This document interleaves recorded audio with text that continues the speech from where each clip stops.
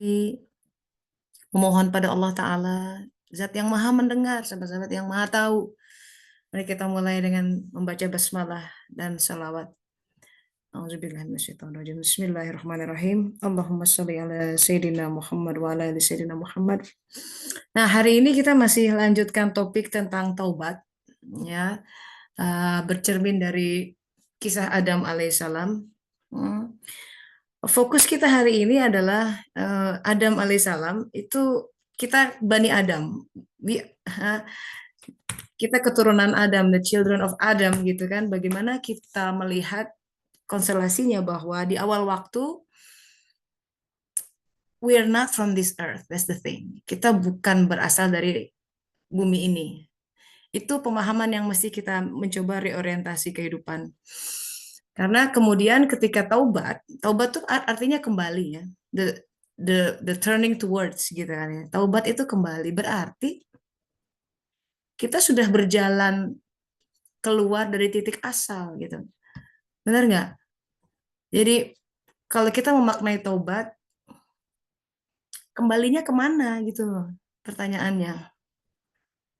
Nah, so the turning towards, there's a sense of direction di situ. Turning towards where gitu, kemana? Jadi, and that's the reason aku mix soalnya ada Ashley di sini. Hi Ashley. Good morning Alabama. Yeah, how are you?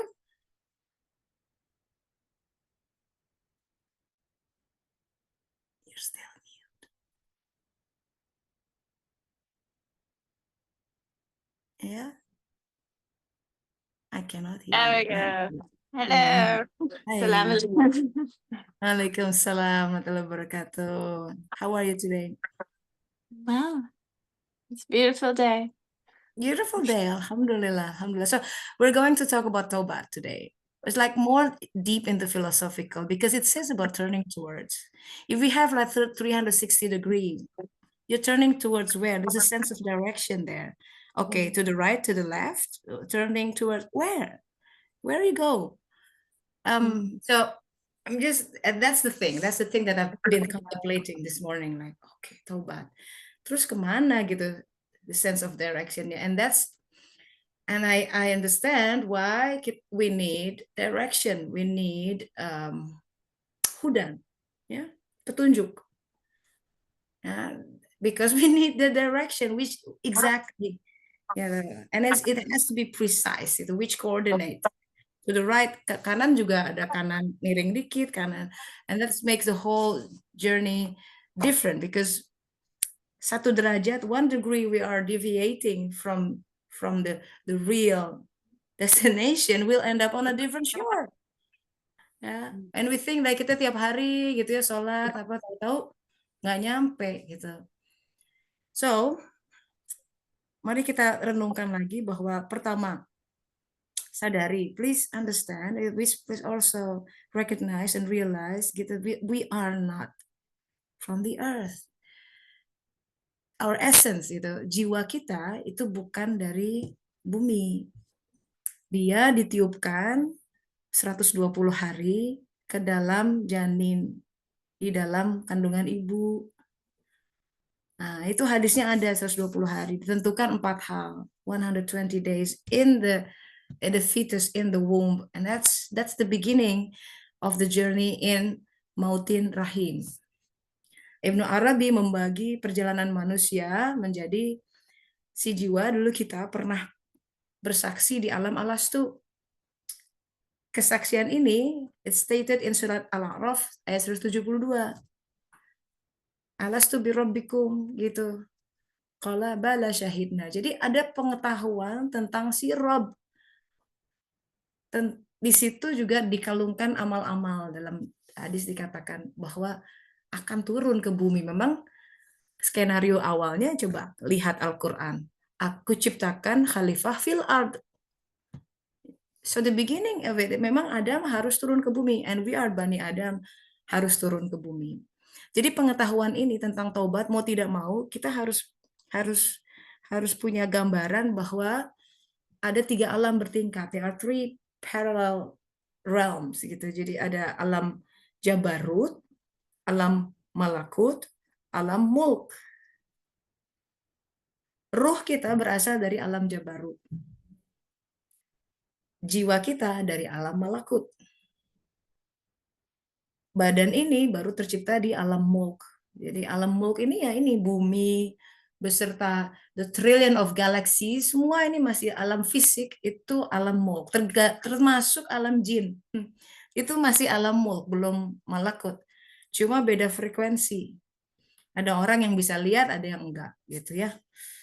Jadi ketika kita bicara taubat, kita bicara there's essence in life, ya ada tiga kehidupan paralel sebenarnya. Itu itulah gerak untuk bersuluk, berjalan. We are moving from the physical reality, yaitu alam mulk yang sehari-hari kita kenal dari kecil. That's what we learn. This is apple, this is chair, that's the beginning of the learning.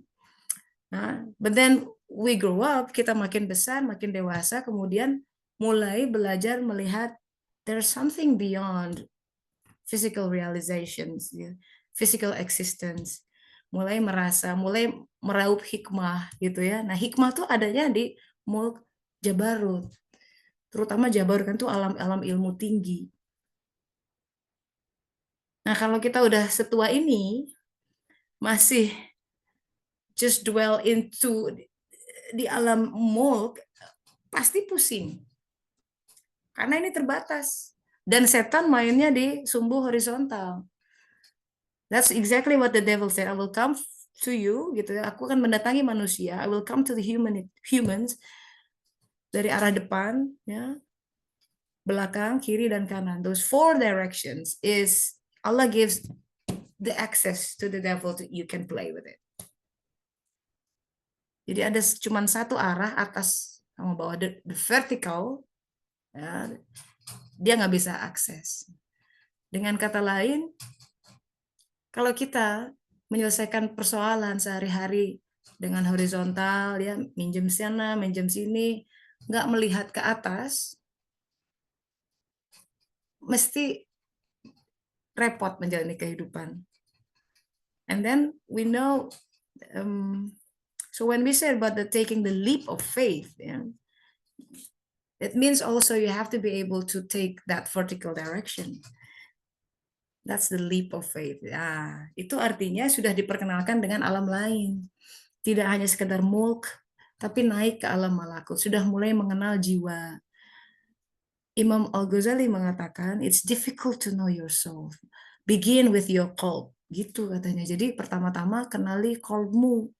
Gimana cara kita mengenali qalb? Mulai merasa-rasa. Kalau dalam gerakan salat, in salat, it's symbolized by ruku'. You see in ruku, ya, kepala kita, ya, one level with our heart. That's the beginning of it. Mulai menunduk. Yang tadinya semua logika, rasio, sekarang mulai mendengarkan kata hati. Karena surat Taghabun ayat 11, Allah Ta'ala bicara memberi petunjuk kepada qalb, bukan kepada sel saraf otak gitu. Nah, suluk itu is the way to purify your qalb, so dia bisa berfungsi, dia hidup, dan kemudian kalau ayat Quran mengatakan melihat, ya, kamu bisa melihat, bisa mendengar gitu. Jadi orang-orang yang dikatakan kamu buta padahal kamu punya mata, itu kan itu bicara tentang qalb. Jadi kita punya entitas lain yang sebenarnya dorman, kebanyakan manusia belum teraktivasi. Nah, diaktifasinya dengan taubat, sahabat-sahabat. Ikuti syariat Rasulullah Muhammad SAW, yudhu sholat, berbuat baik, itu aja. Nanti lama-lama terpoles itu si qalb kita. Nah, jadi itu gerak taubat itu juga dalam keseharian, ya. Kita kemudian belajar melihat another dimension, to see beyond what's really happening on a physical realms. Itu suluk. Makanya dalam pilar ad-din, ingat ada hadis, the long hadis that explain about the pillar of ad-din. That is when Jibril alaihissalam, ya, datang kepada Rasulullah dan para sahabat memperkenalkan tentang Apa itu Islam? Apa itu iman? Apa itu ihsan? Gitu kan katanya. Setelah beliau pulang, ya kata Rasulullah itu Jibril alaihissalam mengajarkan tentang ad-din. Al-Islam itu dibangun atas 5 pillars of Islam. Syahadat, sholat, zakat, saum, haji. 5 ini semua kelihatan. Physically you can witness all these 5 pillars. Syahadat harus ada saksi. Sholat jelas kelihatan sholatnya. Ya, saum ya agak fake, tapi masih terpantau lah orang yang saum. Zakat jelas harus ada penerima zakat dan lain sebagainya. Apalagi haji, semua jutaan orang berkumpul kelihatan. Tapi begitu masuk ke pilar iman, udah you cannot, it's invincible. Itu harus entitas lain yang membaca. Iman seseorang kita nggak bisa baca. Kita nggak bisa judge seseorang. Kamu nggak beriman, sendirinya udah beriman emang gitu kan? Ya, karena ada surat ayat dalam Al-Quran mengatakan ketika seorang Arab Badui datang klaim aku sudah beriman. Terus kata Allah, katakan kamu belum beriman. Kamu baru aslama. You don't have iman yet. You're not in that stage yet, but you're aslama. So ada 2 stage yang berbeda, Muslim and Mu'min, 2 different things. First Muslim, you have Nur Islam, itu kata At-Tirmizi. Nur Islam comes to light the sodar, letaknya di sodar. Nur Iman itu dia mencahayai berikutnya yaitu qalb. Nah, kalau ada Nur Iman itu qalb hidup. Dia mulai bisa berpikir, merasa, melihat, mendengar dengan hati. Gitu. Jadi kita sekarang kontemplasi about taubat gitu ya. Maksudnya kembali kemana sih? What is the meaning of turning to us? Sekarang if kita coba aplikasikan dengan kegiatan kita sehari-hari. Betapa banyak kita mengembalikan itu kepada Allah Ta'ala. Setidaknya lah menyertakan Allah Ta'ala di dalam segala hal. Dalam segala keputusan, mengambil ya keputusan ini itu, kemudian menyikapi sesuatu gitu. Kalau kita kembali kepada Allah Ta'ala, setidaknya panggil dia dulu gitu. Itulah kira-kira mentalitas taubat yang mencoba kita bangun. Gitu. And that's a bit of pengantar hari ini. Gitu. I already asked Ashley to, if you read, maybe you have something from Futuhat that you can share with us. So I'm looking forward to that. Yeah. Do you find anything?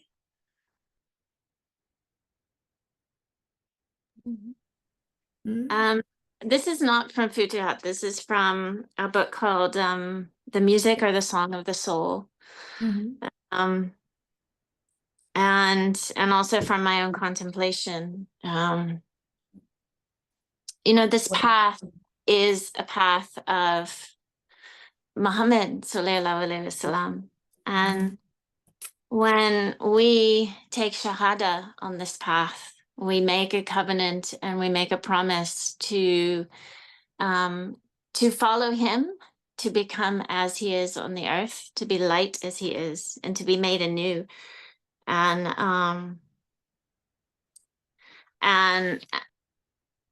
so what then is Tauba? What is this turning of the heart, and what are we turning to? We are turning to his light, to that original light that is in us.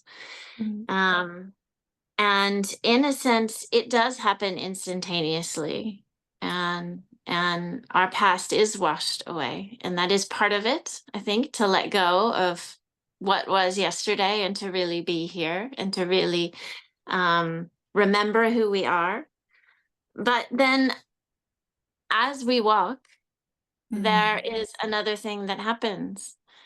Sometimes you have things that will arise that you find in your heart that maybe you have been purified, and yet jealousy comes up, and yet complaining comes up, and yet anger or malice or frustration comes up. And all of these things need to be cleaned. It doesn't mean that we are wrong, but as the heart breathes, things that are not Allah arise in us. Yeah. So it happens instantaneously, and yet it also is a continual process. The more light that we become, the more that we walk and we move and we breathe in this world, the more needs to be returned to Him. And so it's part of our relationship. There's a quote that is in this book, and it says that certain people say that tauba means that you don't forget your sins, because when you don't forget them, then you'll always feel regretful, and this regretfulness will keep you on the road to Allah. Others say that tauba means that you do forget your sins, because if you do forget them, it means that you don't trust or have good faith in your God. But I say that repentance, that tauba, takes you completely out of your sins and out of yourself. And I would say that it also puts Allah in every breath. So for me, it's a key part of my continual relationship. The more light I let in, the more light that I become, because that is also our part. The part of our journey is to become light in the soul, to become light in the ruh. And really, we're kind of putting the whole earth, all of creation, back inside of us. And it is to turn all of that, for all of that to become Allah again. And that's the journey, and it's a beautiful one. And that's why He says this thing about, if you don't sin, I will create people that do, so that I can forgive them. What is that? That's weird. But that it's also, it's not about you're just bad. It is about bringing light into the earth. It is about bringing light into creation and goodness into creation. It is about raising ourselves, and it's also part and parcel of our relationship with Him. So that's what. Also, it's part of His grace. I think to be able, maybe this is just my thinking, to be able to recognize light, you need a certain degree of darkness. It's like it will blinded you. If it's just pure light, then it's just, you see, like the baby, they just born out of the womb. It cannot, his eyes cannot be, got into the bright light. It will just be damaging. So I think it's part of the grace of Allah to have this veil, the multiple. Bawa Muhayyadin said there are 70,000. The veil of lights and also the veil of darkness, and so yeah. And I think the more that we see of Allah, the more that we experience the realms of light, the more we also see here that is not Allah, or that we see in ourselves that is not Allah.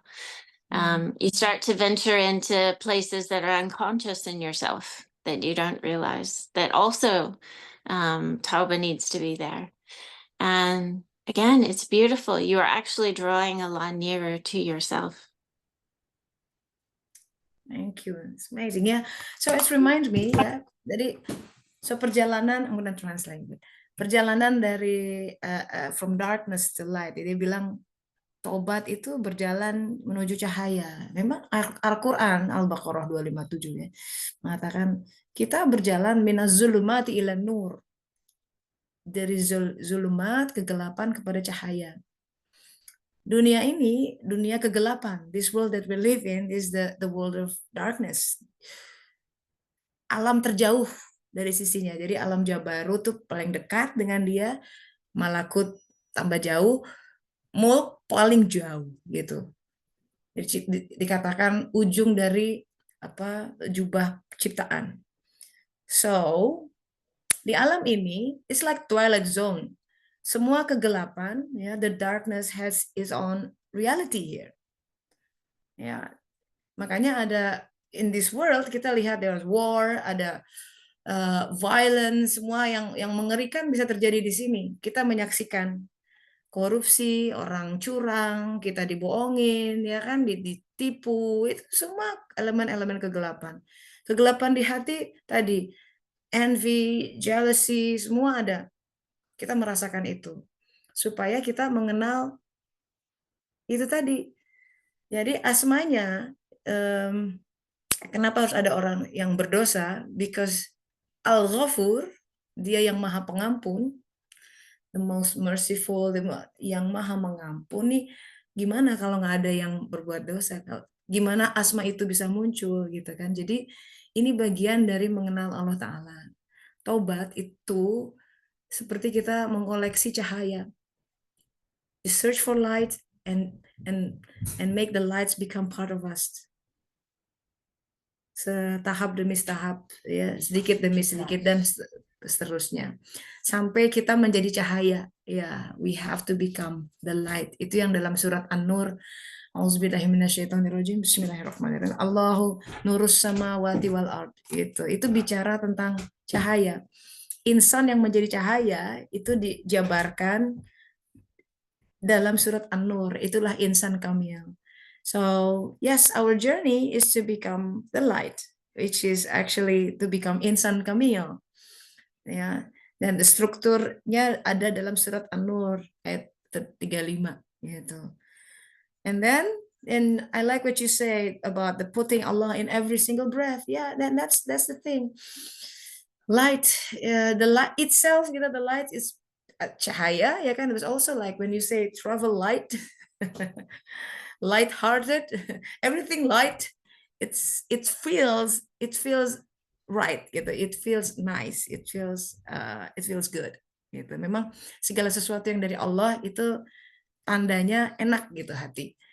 Segala sesuatu yang bukan dari Dia biasanya hati berkabut, gelisah dan lain sebagainya, mesti banyak-banyak istighfar. So thank you for your input from the book of CD ya. Alhamdulillah. Ada yang lain mau berbagi tentang perenungannya tentang taubat? Supaya kita makin berjalan itu makin bisa memformulasikan ini taubat apa sih? Karena ini titik penting ya. Titik penting banget. Surat Toha ayat 82, ini gerbang yang membuka nur iman. Taubat, ya, auzubillahiminasyaitonirrajim, bismillahirrahmanirrahim, wa inni laghafaru, ya, sesungguhnya aku menjadi maha pengampun, liman taba, wa amana, wa amila sholihan, summah tada. Kepada siapa? Kepada yang bertobat, iman, amal soleh, kemudian it become guided gitu, ditunjuki.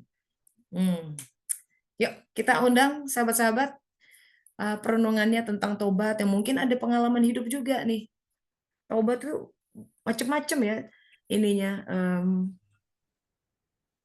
apa pengalamannya, dan saya dulu berpikir tobat tuh kalau berbuat dosa aja. Ternyata orang takwa pun disuruh taubat gitu. Rasulullah SAW mengatakan aku taubat sehari 70 sampai 100 kali. Jadi apa nih sebenarnya taubat? Ini penting ini kita paham betul. Silakan Teh Nur, Mbak Nur. Sudah angkat tangannya. Silakan. Assalamualaikum Teh Tessa. Waalaikumsalam warahmatullahi wabarakatuh. Gimana? Maaf tidak open cam deh. Nggak apa-apa. Ya, jadi saya ingin cerita pengalaman 2 minggu yang lalu. You have experience 2 weeks ago. What happened? Ya, sebetulnya saya ikut seperti lomba membaca nyaring di sekolah gitu. Dan kebetulan sekolah saya itu unik, Teh Tessa, dia di atas gunung gitu. Jadi saya udah sering membacakan buku cerita itu dari sebelum Pak Menteri itu membumingkan itu gitu, dari tahun 2021 gitu. Karena ternyata selama ini anak-anak kita itu bisa membaca tapi belum bisa memahami makna yang dibaca gitu. Nah, solusinya adalah dari membaca cerita. Nah, kebetulan kemarin tuh ikut lomba dari Perpustakaan Nasional dari bulan Agustus gitu, kayak membuat video 21 hari membaca nyaring gitu kan. Nah, ternyata alhamdulillah dapat di tingkat provinsi gitu. Dan saya kira hadiahnya itu ketika kita menang di provinsi itu adalah diapresiasi untuk mengunjungi Perpustakaan Nasional gitu. Ternyata diadu lagi ke provinsi-provinsi lain gitu yang seluruh Indonesia. Jadi lumayan Ya. lama tuh nunggunya gitu. Dan ini tuh sesuatu yang saya suka banget gitu Teh. Dan saya juga dalam perjalanan hidup saya menemukan diri saya sampai menjadi guru itu prosesnya lama gitu. Dari sejak kuliah itu saya ngerasa saya bukan jadi guru gitu Teh. Jadi saya kuliah itu ya datang fisik doang gitu. Dan pada akhir gempa Lombok dan semuanya itu yang membuat saya membaca, oh saya tuh suka anak-anak gitu dan menjiwai di situ gitu Teh. Dan itu pun juga apa ya, mulai kalau dilihat sih mungkin itu tahapan proses saya berjalan gitu Teh. Nah, Ya. singkat cerita Teh, terus kemarin 2 minggu yang lalu itu pengumumannya dan ternyata saya lolos, alhamdulillah menjadi apresiasi guru gitu untuk ke Jakarta gitu kan. Itu tuh excited banget gitu.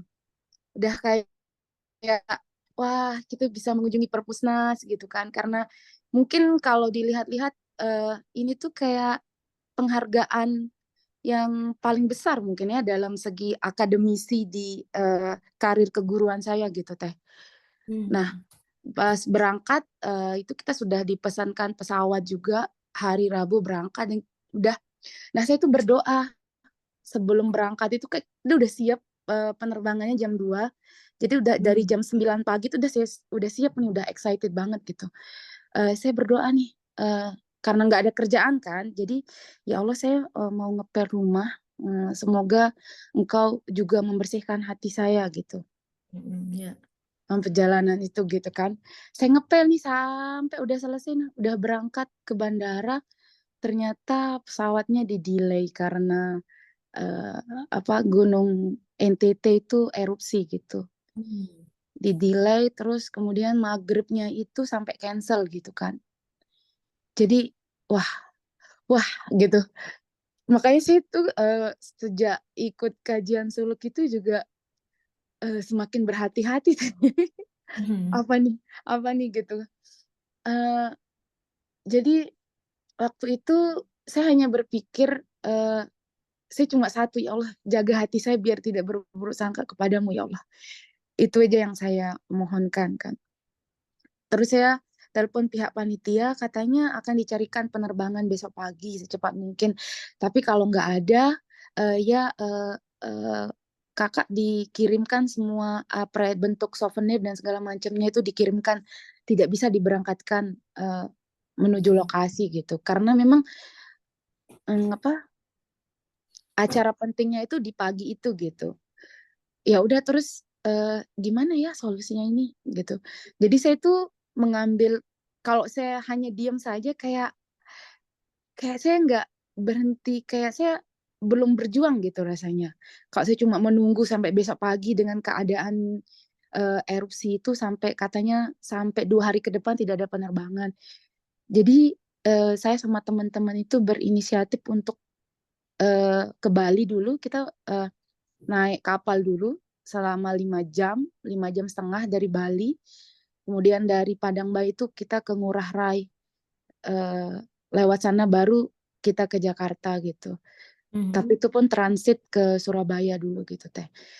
Nah, selama prosesnya itu sih yang angkat koper sama teman-teman gitu tuh, tetap saya itu berdoa semoga saya takut kepada diri saya yang berburuk sangka terhadap takdir yang Allah sedang kasih gitu.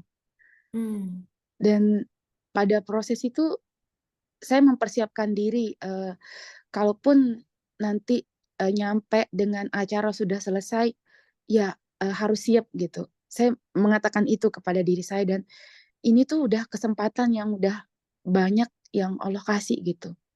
Dan singkat cerita Teh sampai sana ternyata acaranya sudah acara resminya tuh udah selesai.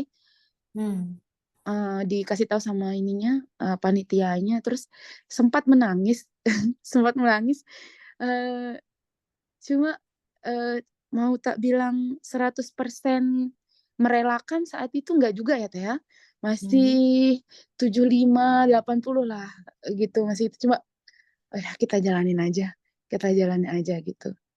Dan itu sih Teh, ternyata suluk ini luar biasa ya. Itu Ya, setelah 2 hari, 3 hari selesai tuh apa ya? Ternyata itu ya, itu kayak pembersihan gitu ya mungkin rasanya. Gitu sih Teh. ya. Jadi Hmm. kalau lihat ke belakang hikmahnya apa kira-kira? Di delay terus ketinggalan. Harus melihat sampai, wah iya ini sebenarnya Ya, ada. Iya, hikmahnya apa? iya. Karena mungkin rasanya saya belum siap ya Teh menerima penghargaan yang itu kan pasti ada di foto kan, akan disebar gitu, akan dikasih ke komunitas-komunitas. Saya rasanya tuh kayak belum siap deh kalau misalnya bentuk penghargaan itu disebar ke setiap kecamatan, provinsi saya yang ada di NTB ini gitu. Gitu sih yang saya rasain Teh. Dan Belum siapnya gimana kira-kira? Kalau tersebar itu apa yang kira-kira? jadi kayak eh, ada rasa sombongnya mungkin yang akan Ujub keluar Teh. gitu ya. Iya, Hmm, merasa diri iya, hebat gitu, iya Teh. takjub diri. Oh, Mm-mm. iya, iya, iya. Betul. Masya Allah, ya, ya. Wah, itu ya Allah Ta'ala tuh memang Mm-mm. dari itulah kalau suluk tuh semua kejadian jadi indah gitu ya. Iya. Everything with suluk, everything becomes meaningful gitu. Nah, Mm-mm. let me translate dikit buat Oke. Ashley. So she said there was one moment in her life like she achieved something and she was about to travel to Jakarta to receive an award. Do you know what happened? The flight was canceled last minute. Something happened with the mountain eruption and everything. But however, she tried to get there with the boat and everything. And of course, she couldn't make it on time. And what happened was she missed that opportunity to have like photo session, maybe all the award kind of ceremony. She said, had I didn't miss the plane, everything went smoothly. Maybe I was already like being at the coverage of the news.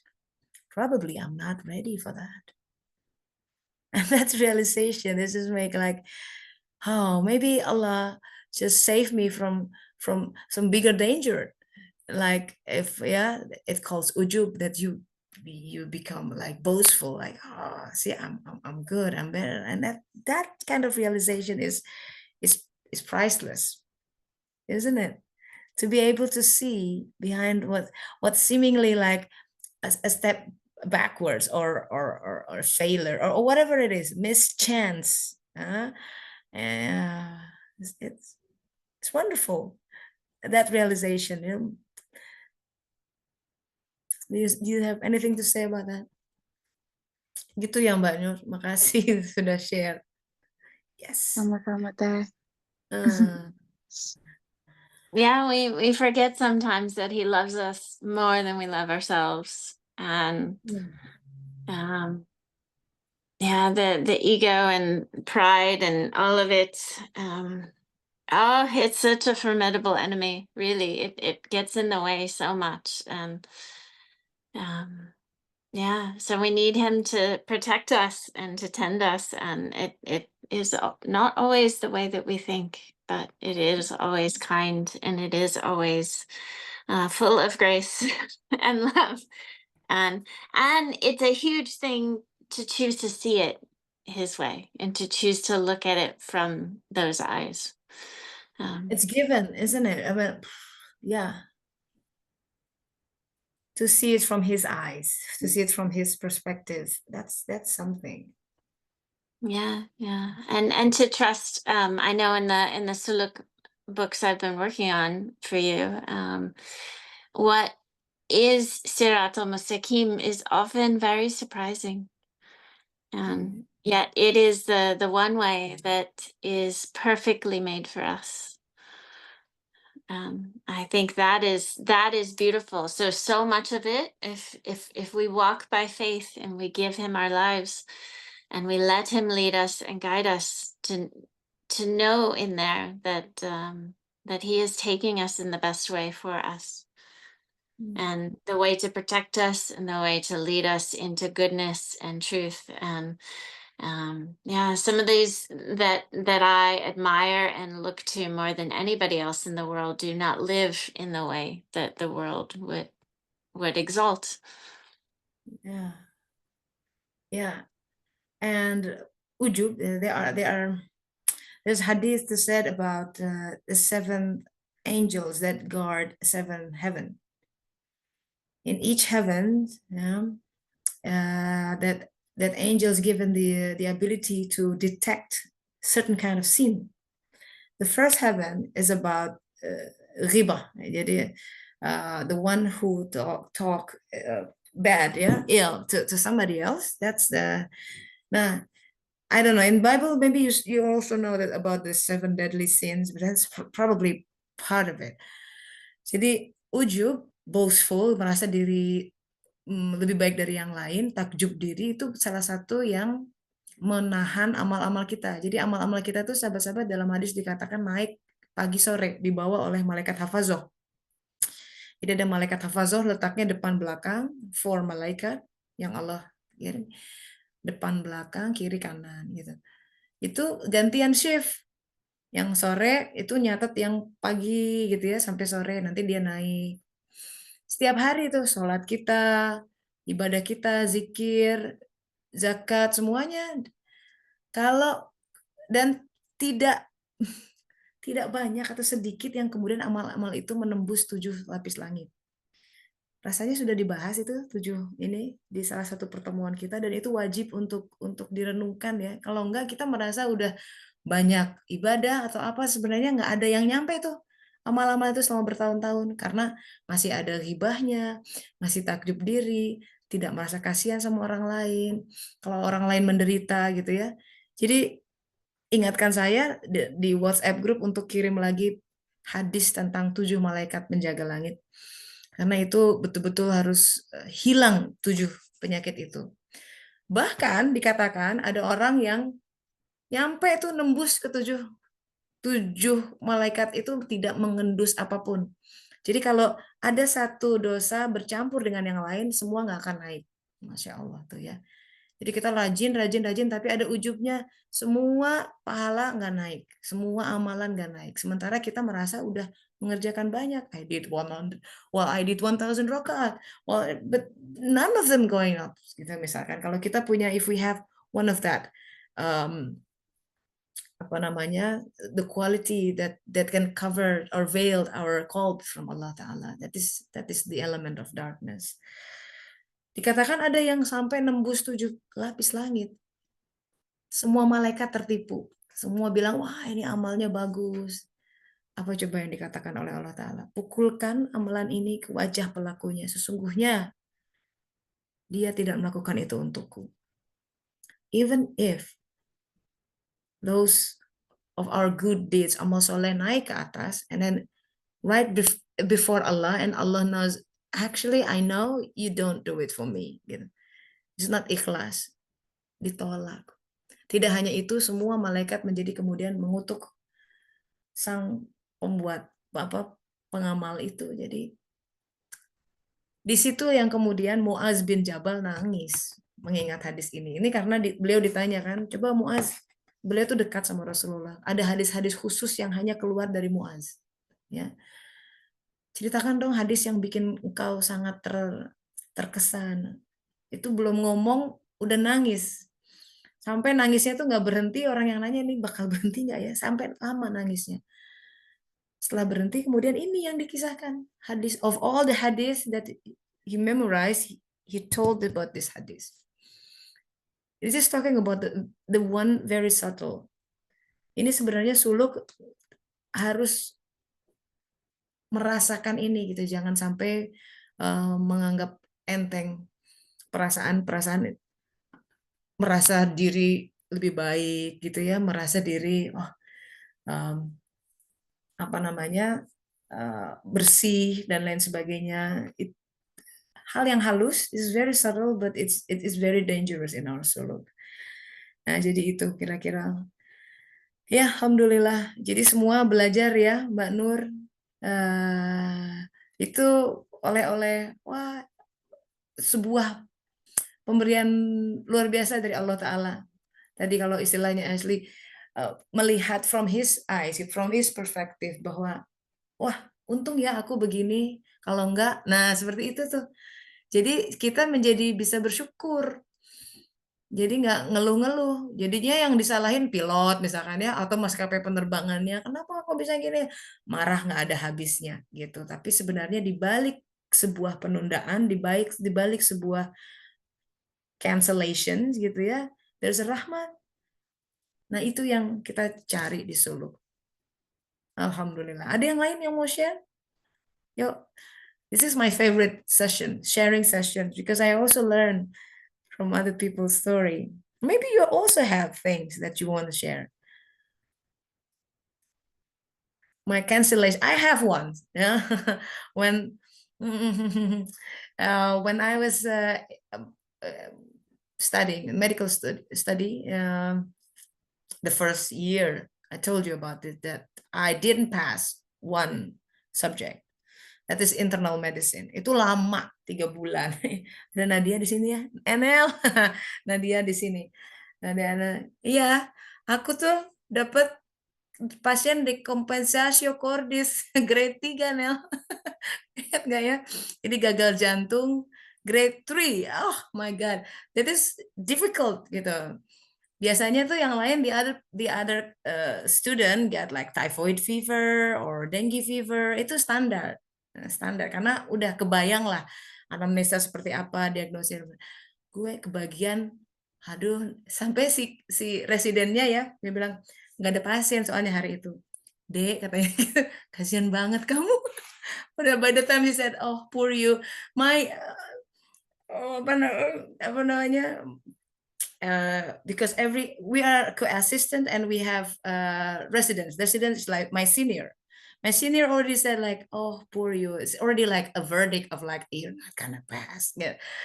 In other way, she's just saying that. But yes, I didn't pass. Even before I did my exam, I knew that the chance I'm going to pass is so slim. Dan benar itu. Sedih karena gara-gara nggak lulus itu berarti tertunda tuh kan yudisium, harus ngulangnya lama lagi 3 bulan. Jadi aku nggak bareng sama grup yang awal gitu, tapi gara-gara itu jadi aku ketemu sama orang tertentu dan one thing leads to another. Kalau boleh saya simpulkan ya, gara-gara saya nggak lulus penyakit dalam, Nel, aku jadi ke Belanda. Allah tempatkan saya di Amsterdam gitu. Just because of that, the connection is there. Tapi kita baru lihat, oh ya ampun, gitu. Dalam kisah populer ada kisah ini. Jadi seseorang dibikin kecelakaan gitu ya, terus kakinya pincang atau apa. Wah, dia sedih sekali. Jalannya susah gitu. Tapi pada suatu hari ada titah dari raja bahwa semua orang harus berperang. Dan yang berperang rata-rata kalau nggak pulang lagi atau meninggal, mati di dalam perang, hancur badannya. Yang pincang nggak ikut. Kenapa? Karena nggak bisa orang pincang ikut. Jadi dicegah dari sesuatu yang tinggi gitu. Nah, kadang dalam hidup, sometimes we have to see that we have to be patient gitu. Jadi kadang it will come as a cancellations of delayed or you already ask and pray for this, but where is the response, Allah gitu. And we just need to be patient, and Allah tahu kapan yang the right timing for us, and that's beautiful. Just work with this flow gitu. Itu pengalaman pernah. Jadi kalau lihat dulu sedih ketika di tengah itu, tapi butuh bertahun-tahun gitu untuk lihat, oh ternyata pengaturannya yang terbaik gitu. Emang di mata manusia, kasihan ya telat, kasihan udah sampai gini nggak nikah-nikah, kasihan ya cerai, kasihan ya, tapi kita nggak tahu, nanti tunggu aja, sabar. Makanya dalam in suluk, you have to learn to focus yourself on yourself. The life apapun yang Allah takdirkan. Karena kalau kita banyak kiri kanan itu suka jadi panas gitu hati ya.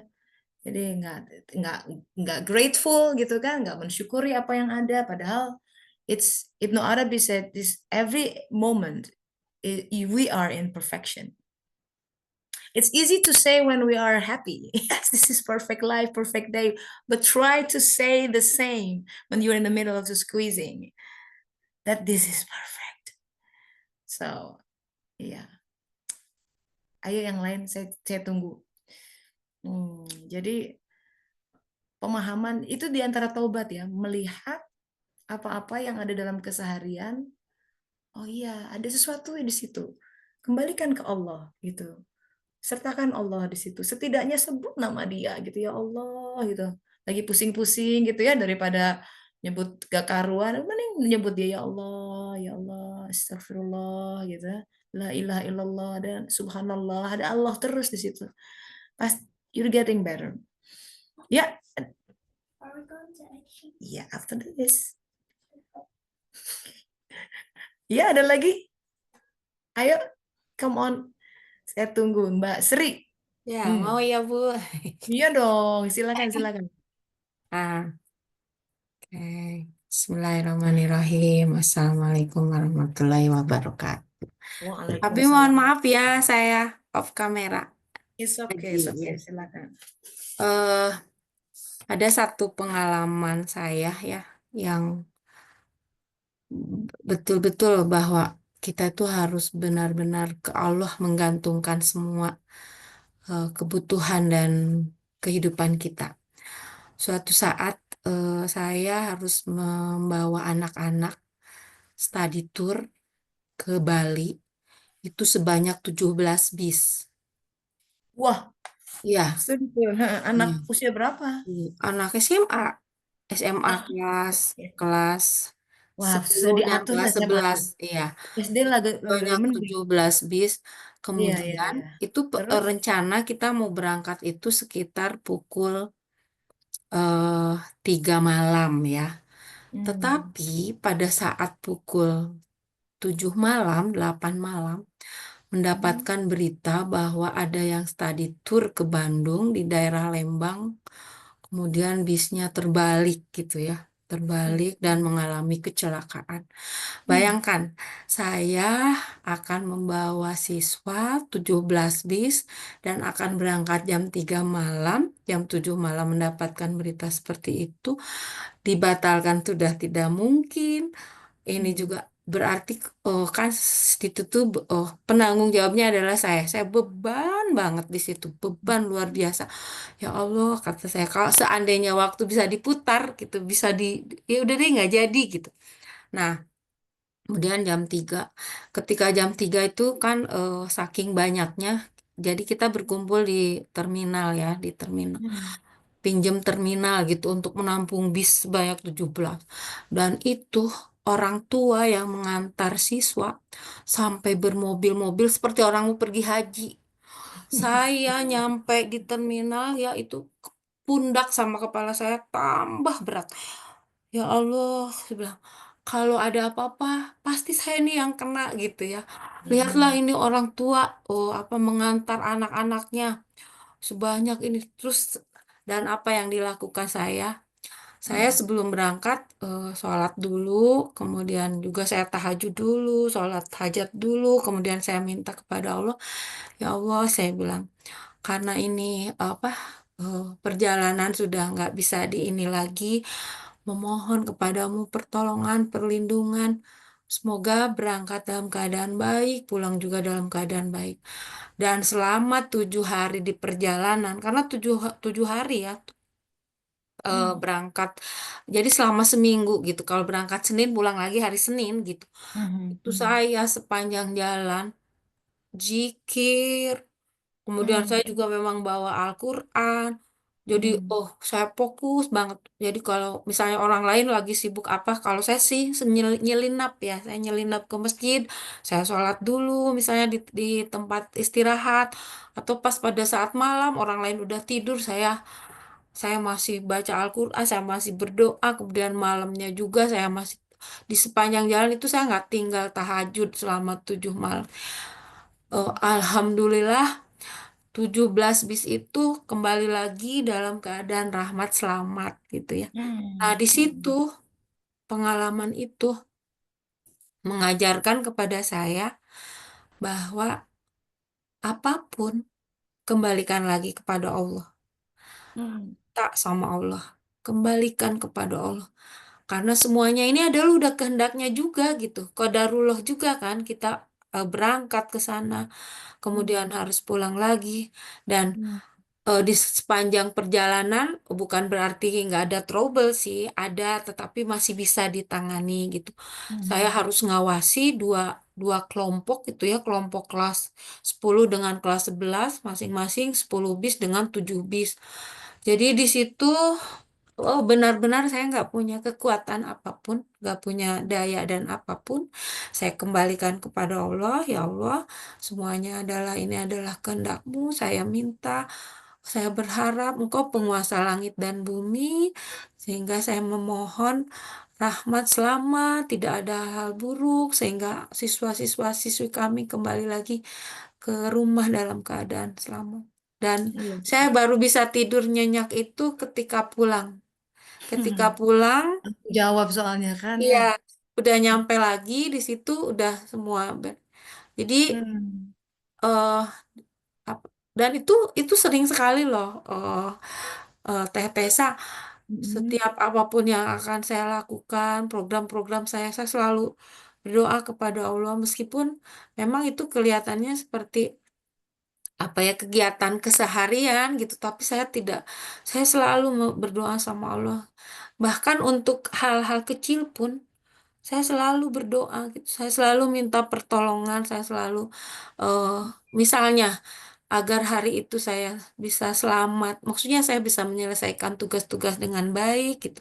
Jadi dari mulai saya bangun sholat tahajud sampai ke sholat witir eh, setelah Isya itu saya selalu meminta kepada Allah apa ya agar semuanya diberi kemudahan kelancaran termasuk juga membersihkan hati saya gitu ya dalam artian kalaupun saya misalnya berhasil saya tidak boleh ada perasaan oh itu karena saya punya kemampuan gitu itu karena saya punya enggak kalau saya yakin segala semuanya itu adalah Allah gitu Allah aja yang masih sayang sama saya menutup gitu ya kekurangan saya menutup aib-aib saya menyelamatkan itu pengalaman itu apa yang membuat saya mungkin jadi lebih kuat. Tapi kalau saya bandel ya, kalau saya bandel, itu Allah juga langsung kelihatannya. Pernah ya Ya. oh, suatu saat tuh apa saya habis apa menengok orang sakit, tapi saya udah waktunya sholat gitu, ya, udah kedengar azan, terus saya bilang gini, ya udah nanti aja di rumah gitu, nggak usah. Padahal tempat sholat udah kelihatan gitu. Apa yang terjadi? Saya celaka di tengah Oh, jalan. loh. Iya. Kenapa Oh, celakanya gimana? celakanya, jadi kan saya berdua sama suami karena apa Ya. males macet gitu ya. Kami kan naik motor lagi di jalur tengah, lagi kenceng-kencengnya, tiba-tiba ada ibu-ibu nyebrang. Ibu-ibu Nah, nyebrang, itu. terus kita kan lagi konsen. Jadi akhirnya nggak bisa direm, tapi belakang nggak siap. Akhirnya saya ketumbur dari belakang. Tapi di situ saya ini, apa? Ya, karena saya tadi bandel. Harusnya saatnya sudah sholat, udah ada azan, ada tempatnya juga, ada ini. Kok saya malah lalai? Nanti aja di rumah. Itu udah 2 kali tuh kejadian seperti itu. Jadi saya sekarang nggak mau lagi kalau memang ada waktu atau ini Ya, saya udah aja sholat. cepet-cepet seperti itu. Itu mungkin ya Betul. yang apa sharing Alhamdulillah, ya alhamdulillah. pengalaman. Yeah, Ya yeah, terima yeah. kasih Teh Tessa. Yeah, so see, Assalamualaikum everything is warahmatullahi about wabarakatuh. suluk. So let me translate a bit for Ashley. So, um, she has to coordinate uh, high school kids for some kind of like a trip to Bali. You know how many buses you need to coordinate? 17 of them. Okay, so she already arranged everything, is being booked, everything, payment, yeah, getting ready. The kids are so enthusiastic about it. And then the day before, there was a news about, because it's the season, the holiday season. One of the bus was also bring kids got into accident and a crash, and it was fatality, and lots of casualties because of that. And of course it impacted her. I was like, should we cancel it or should we postpone it? But we already paid. And then so it's like that night she said, wow, it's so I feel so stressed and uncomfortable in between, yeah, because she is responsible for all the kids in 17 bus. Anyway, she said that was the experience where she prayed a lot. Yeah, it was a 7 day trip. Every day she did tahajjud. Every day she couldn't really sleep because, like, not until they got back to their parents, then it's still my responsibility, and it's too much for her to bear. So I said, Allah, please help me. Allah, please help me. Please help me. And then she made it, and she said like that. Learning from that, everything, just return it to Allah. And yeah, that's what we talk about today. It's about tawbah, the turning towards, when we don't have to carry everything by ourselves, and we shouldn't. It's too much. Just return it to Allah, and then let Him carry us along the way. Maybe that's much better than returning. Yeah. You want to say anything about it? There's so much in the journey in learning to be a vessel for Allah, for light. There's so much that we don't realize we have to clean out. So much of the way, even our idea of what the way should be, you have to clean up. to let yourself be used by Him. I mean, I didn't realize how much I kick and scream, or and sometimes it's because I didn't know that I assumed it was supposed to be a different way. And all of that is love. All of that is His love for me. And I want Him to use me, and I want to be, clay in His hands. And yet I have to learn. Yeah, to learn how to walk is to learn to let Him fully move me and place me, and also show me how to posture myself. Yeah. And it's beautiful. Yeah. And even in the midst of brokenhearted, we experience so many disappointed in the world. I remember one story. It says like, God, you said you're gonna fix my heart. I already pray and pray and pray, but my heart is still bleeding. And then God said, yeah, I told you I'm gonna fix your heart, but you didn't give me all the pieces. So it's like, this is fix it, but I need all the pieces so I can fix and make you whole again. Nah, jadi kita bilang bagian dari bersuluk, ada dia bilang ya, adalah kita mesti berserah diri dengan pengaturannya. Itu sebenarnya kaidah iman pada qada dan qadar. That is the sixth pillar of iman, and itu kenapa itu urutannya ke-6. Saking susahnya harus melalui iman pada Allah, iman pada malaikat, kitab-kitab. Baru ya nggak mudah memang menerima takdir. It's not easy to accept, oh, this is my fate, this is my destiny, this is the best.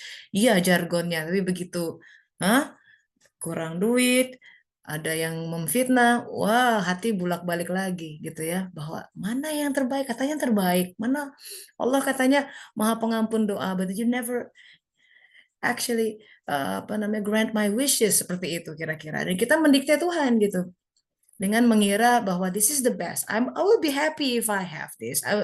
We don't know. Gitu, we assume gitu kan. Makanya dalam Al-Qur'an dikatakan apa yang kau anggap baik belum tentu baik. Apa yang kau anggap buruk belum tentu juga buruk. Allah Maha tahu. Nah, di situ makanya agama kita namanya Islam. Berserah diri adalah tema utama. Dalam suluk, kalau kita nggak berserah pada keputusan Allah, masih ngeyel, masih ngoyo, nggak yang kembali, udah ya Allah, itu patah sendiri. Nauzubillah, ya. Jadi kalau mau happy, ya, padahal tiap hari minta Shirathul Mustaqim, itu adalah jalan kebersyukuran, sahabat-sahabat. Nggak mungkin bahagia orang itu kalau dia tidak mensyukuri kehidupannya. Ya. Kunci dari kebahagiaan kita tidak jauh dari di mana kaki kita berpijak ada di mana. That is the way. Gitu. So, suluk itu nggak ngoyo, suluk itu nggak daydreaming, oh I wish I have this. Itu bukan suluk. That's not suluk. Suluk is, okay, what do I have now? This moment, this very moment. And then we use that. Itu, kita berjalan from moment to moment, gitu aja. Ya, from moment to moment. Alhamdulillah. Nah, gitu Mbak.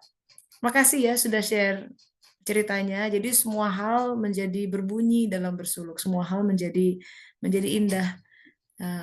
Semoga Allah Ta'ala mengaruniakan kepada kita ilmu yang lebih hak, gitu ya. Semoga sahabat-sahabat belajar sama-sama. Saya juga belajar dari sahabat-sahabat hari ini. I learn from you as well. Thank you for sharing your story. Yeah. Thank you for sharing your experience, your contemplations. I appreciate it a lot. Jadi semoga menguatkan langkah kita berjalan menuju Allah Ta'ala.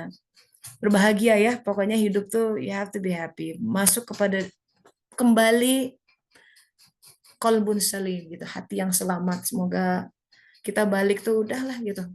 Barzah udah bentar lagi ke depan gitu. Mau cari apa? Hidup udah setua ini gitu ya. Kalau Rumi said the playtime is over gitu. Harus fokus kita. Fokus di amal soleh, temukan not your Rumi, the other Rumi. Ya. So, yeah, itu kira-kira sahabat-sahabat. So, thank you for joining today. Semoga bermanfaat. Kita tutup sama-sama dengan doa akhir majelis.